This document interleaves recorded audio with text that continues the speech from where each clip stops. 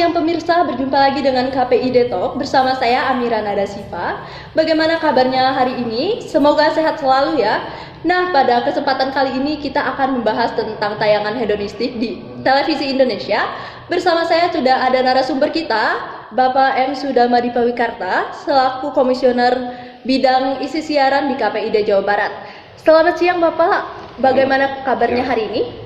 Alhamdulillah sehat walafiat, Teh Amira. Iya, alhamdulillah ya Pak. Semoga Bapak dan keluarga sehat selalu ya Pak.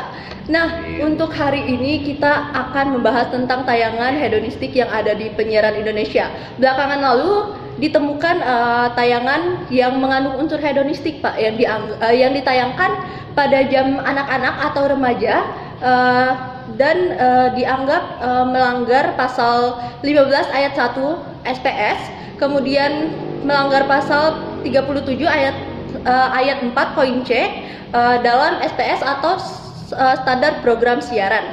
Nah, untuk tanggapan Bapak bagaimana Pak terkait konten yang ada unsur hedonismenya Pak? Ya, terima kasih Teh Amira. Betul sekali bahwa di lembaga penyiaran ini, terutama maksudnya televisi ya, iya, ada tayangan-tayangan yang sebut saja mengekor ke video-video yang ada di media sosial, yang ada di laman berbagi video misalnya, yang memang itu sangat marak ya. Bagaimana orang dengan begitu santainya memamerkan kekayaannya, kemudian ya di dalam kondisi yang kita juga tahu Teh Amira ya, kondisi sedang sulit begini karena banyak saudara-saudara kita yang kehilangan pekerjaannya karena pandemi gitu ya. Dan lembaga penyiaran televisi ini tiba-tiba mengangkat atau menayangkan tayangan-tayangan yang seperti tadi Teh Amira sebutkan ya. Intinya kan itu pamer kekayaan ya. Saya tahu tujuannya mungkin tujuannya itu untuk memberikan semangat kepada para penonton, untuk memotivasi bagaimana supaya kita giat bekerja agar bisa mendapatkan sesuatu yang kita inginkan ya. Dalam hal ini yang disampaikannya itu kan kekayaan, rumah, mobil, perhiasan ya, dengan kalimat-kalimat misalnya wah murah banget gitu. Itu kan sebenarnya menyakiti hati masyarakat yang banyak diantaranya saudara-saudara kita ini yang untuk makan pun sulit gitu ya, jangankan untuk membeli mobil Lamborghini gitu yang harganya 9M, 10M gitu, untuk makan 20.000 aja banyak yang masih kesulitan gitu ya. Itu satu sisi gitu ya. Tetapi kalau saya sebagai komisioner KPID ya, saya berpegangnya memang ke regulasi, ke P3SPS, Pedoman Perilaku Penyiaran dan Standar Program Siaran.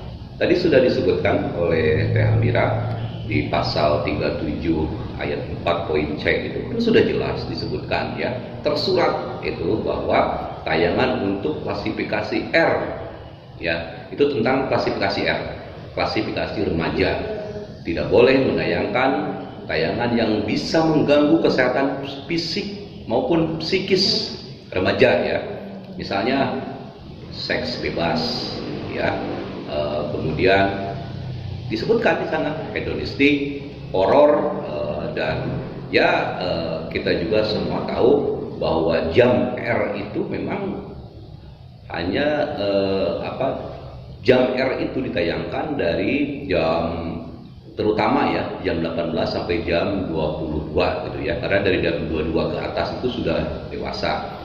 Nah sementara dari jam 09 sampai jam 18 itu kan itu tayangan anak. Memang tidak ada larangan untuk tayangan R ya di jam 09 sampai jam 18 gitu ya. Nah, tetapi tayangan model seperti itu mestinya masuk ke dewasa. Bahkan untuk dewasa pun saya pikir ya perlu dipertimbangkan lagi ya. Perlu dipertimbangkan lagi. Jadi jangankan masuk ke jam tayang anak-anak, untuk remaja pun tidak boleh gitu ya. Itu Teh Amira, kalau tanggapan saya jelas rujukannya ke sana, ke regulasi P3SPS ya. Tadi saya hanya yang awal itu bagaimana dampak yang bisa terjadi ya ke masyarakat gitu. Oke, baik Bapak. Nah, untuk kedepannya ada nggak Pak pesan dari Bapak agar lembaga penyiaran ini lebih aware atau lebih bisa menayangkan tayangan yang layak eh, sesuai dengan standar program siaran Pak?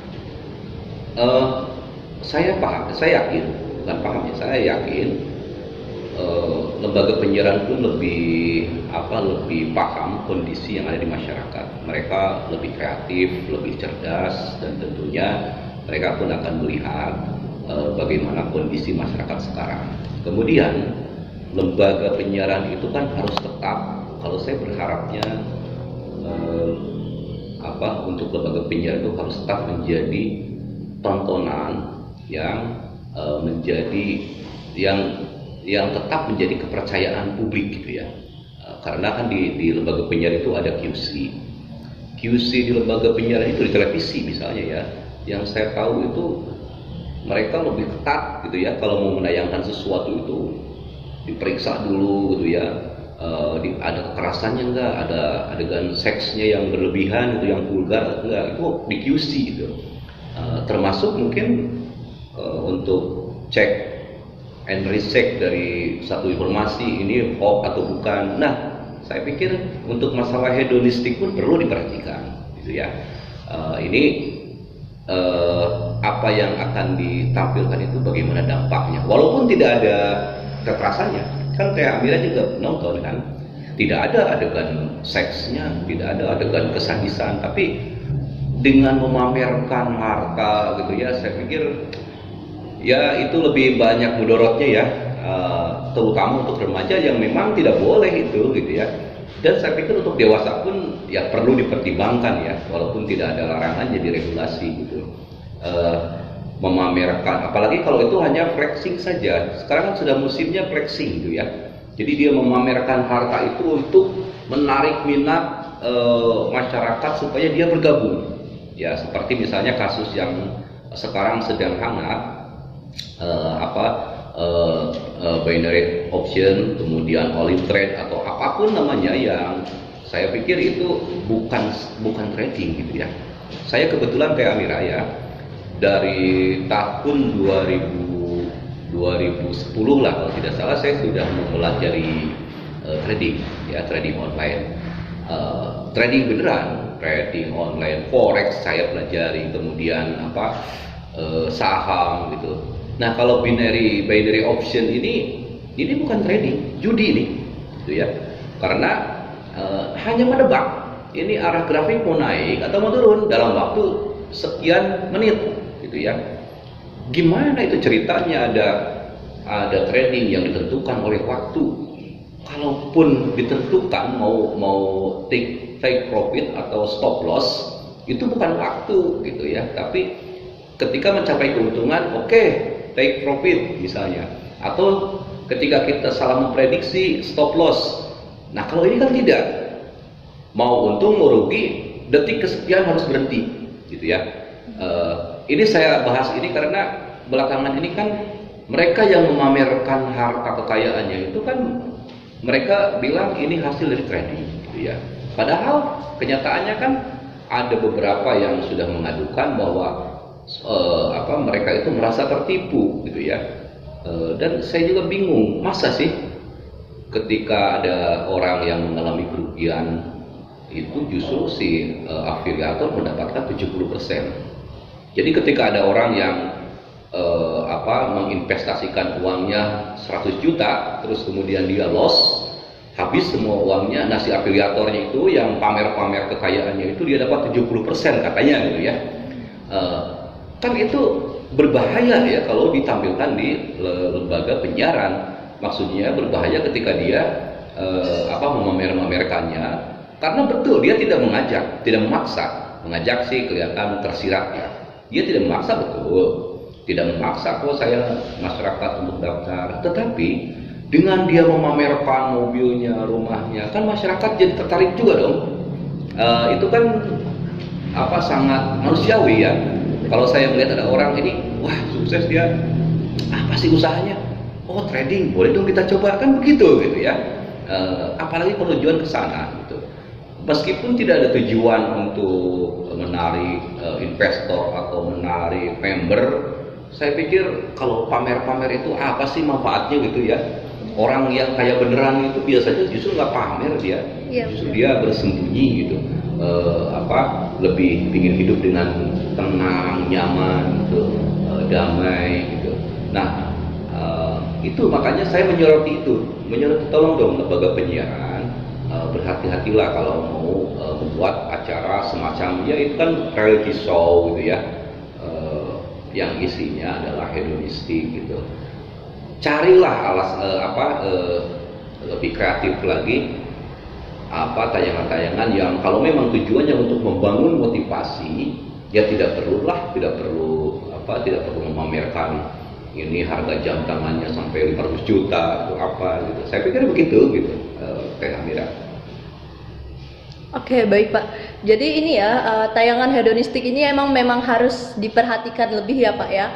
Soalnya sangat mempengaruhi kepada psikis remaja. Betul. Kemudian juga di dalam SPS kan sudah diatur, dilarang untuk menayangkan hal yang mengganggu perkembangan psikis remaja. Seperti salah satunya hedonisme ini. Nah, kemudian untuk lembaga penyiaran harus hati-hati dalam menayangkan tayangannya supaya tidak menimbulkan dampak yang buruk bagi masyarakat serta untuk bisa mengedukasi masyarakat lebih baik lagi. Kemudian terima kasih Bapak Kang Dipa ini sudah berkenan hadir dalam acara KPID Talk ini. Nah, untuk pemirsa di rumah, marilah kita sama-sama memilih konten yang baik, memilih kemudian melaporkan konten yang sekiranya mengganggu atau meresahkan ke KPI atau KPID.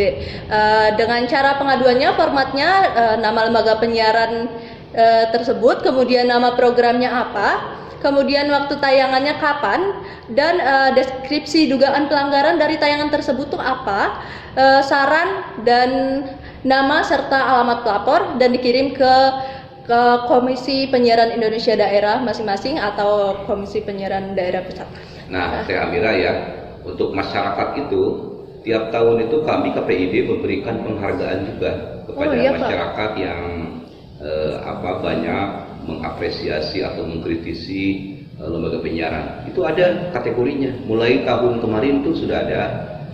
Kami memilih di masyarakat ini perorangan ya. Ini siapa nih yang paling rajin nih mengirimkan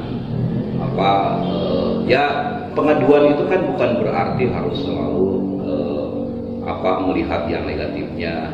Ada juga gitu ya yang mengirimkan apresiasinya gitu ya. Kan itu hanya sebagian kecil Teh Amira ya, pelanggaran itu. Saya percaya lembaga penyiaran itu pada umumnya kan lebih banyak menayangkan siaran-siaran yang bagus, baik gitu ya, yang mendidik gitu. Karena sekali lagi Teh Amira, saya berharap tetap masyarakat itu punya satu lembaga yang bisa dipercaya gitu ya. Maksudnya gini, media sosial itu kan bukan berarti tidak terpercaya, tetapi kan semua orang bisa memposting konten apapun tanpa melalui sensor mandiri gitu ya di lembaga. Kalau di lembaga penyiaran ada quality controlnya, jadi mereka itu tidak sembarangan. Nah, kalau di media sosial apapun bisa diposting gitu. Semua yang masuk ke grup WhatsApp misalnya kemudian disebarkan lagi, itu kan sangat berbahaya juga gitu. Dan jadi saya berharap di Indonesia ini ada lembaga yang dipercaya oleh masyarakat, yang ini nih info yang benar ini yang ada di lembaga ini gitu, di lembaga penyiaran gitu ya, yang memang diawasi oleh KPI gitu ya, termasuk KPID. Begitu Teh Amira.